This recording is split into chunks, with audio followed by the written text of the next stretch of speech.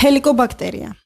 ვიცი არაერთხელ გვაქვს ჩაწერილი, მაგრამ რიგი გვაქვს ძალიან დიდი და სანამ ადამიანები თქვენამდე მოვლენ, რა ვქნათ? ხო, პირველი იყო რამდენიმე შემთხვევა გავესაუბრე ჩვენ პაციენტებს მართლაც დრო არ მქონდა, მაგრამ შუალედი რო და რეკავი მეწოდებიან ძალიან და ვცდილობ იმას თუ შემიძლია ის თქვენ რაღაცა უთხრა მეტყვი და რამდენიმე შემთხვევა ქონდა უკვე რომ აღმომაჩნდა ჰელიკობაქტერია, ექიმად ამინიშნა ანტიბიოტიკები, ქვეყანა წამლები და ასე. პირველი რასაც გიჩვენეთ, არაფერი არ დალიოთ აქედან გამომდინარე. ჰელიკობაქტერია იმ წუთში მიზნებულ მდგომარეობაში გადადის და ისევ აქტივაცია მისი მთავრდება, როგორც კი მჟავიანობას გამოასწორებ და აწევთ. ანუ ჰელიკობაქტერია ახსნილი მაქვს არაერთ ვიდეოში, რომ როდესაც მჟავიანობა ნორმაშია კუჭის, ის არის ესეთი ამიაკის ხუბს იკეთებს ზემოდან. ანუ არააქტიური. არააქტიური და ამიაკის ხუბს იკეთებს, რომ მჟავამ არ მოკლას. ხდებით, ამიაკის pH-ია 11 და მჟავას აქვს 1 კუჭის.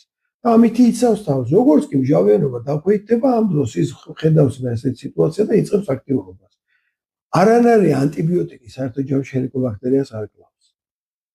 უნდა მოხდეს სასწაული რაღაც რამდენიმე სხვადასხვა ოჯახის ანტიბიოტიკი უნდა აძლევთ ყველაფერი, მაგრამ ეს იმდენად დაანგრევს თელ თქვენ ბაქტერიულ ფლორას, მეგობარ ბაქტერიებს, გაწყვიტავს ბოლომდე. ბაქტერიები აღარ გვეყოლებენ და იმ ბაქტერიების გარეშე ჩვენ საერთოდ საჩვენებელი სისტემა არ აქვს, იმიტომ რომ ბაქტერიები არიან ძირითადი შემსრულებლები იმისა, რომ საკვები დაიყვანონ იმდენად, რომ ჩვენ ფორებში გადავიდეს და ჩვენ ის გამოვიყენოთ.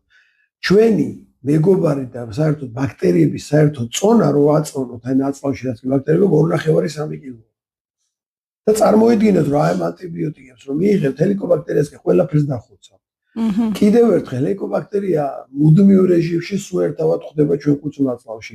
წახვალთ შემდეგ რესტორანში სტუმრად ვიღაცასთან რაღაცა შეჭამთ ჰელიკობაქტერია ისე მოხდება თქვენ კუჭი რას იცავთ? ყოველთვე დაждები და ანტიბიოტიკებს მიიღებთ. ხო, აბა რითი ავწიოთ ეს მჟავიანობა? მჟავიანობა უნდა ყველაზე კაი ვარიანტი.